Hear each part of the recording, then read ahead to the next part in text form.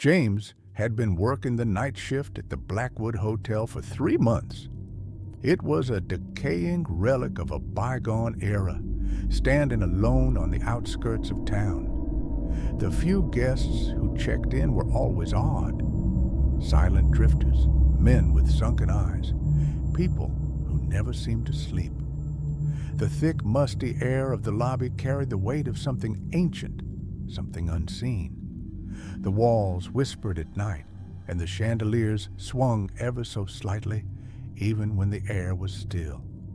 It was 2:47 a.m. when the door creaked open and a tall man entered. He wore a long, tattered coat, his face hidden beneath a hood. His fingers, long and bony, tapped the desk as he slid a single old-fashioned key toward James.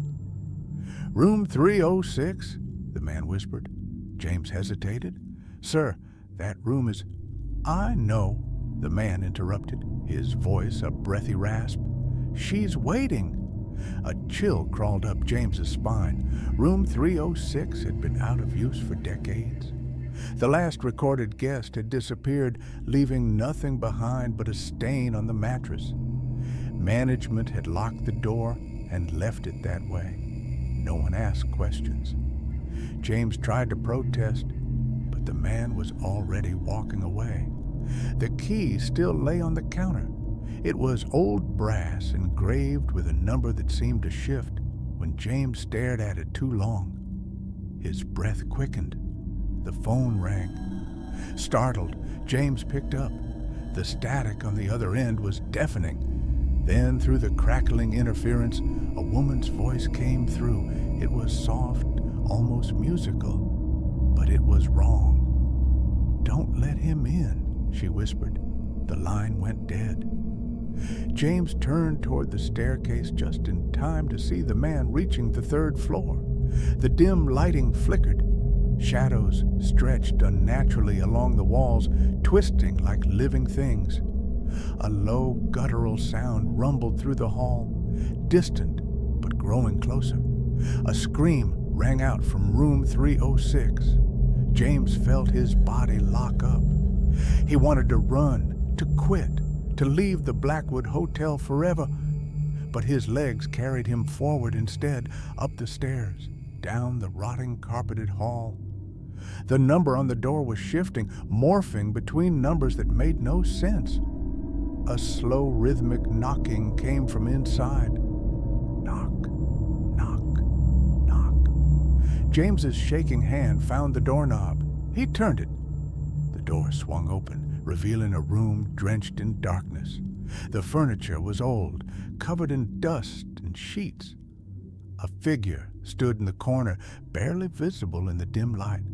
It was a woman, her back turned to him, her head tilted at an unnatural angle. Her arms twitched violently.